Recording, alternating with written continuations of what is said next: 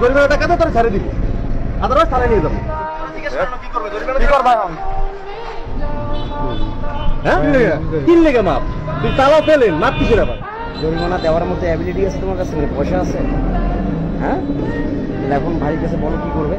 না তোর মাপ নেই, এটা তো ইচ্ছা কি তো, এটা তো ইচ্ছা কি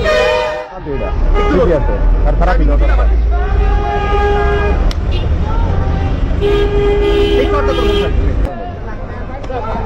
ভাই থাক, আর মারেন না, থাক ভাই যান।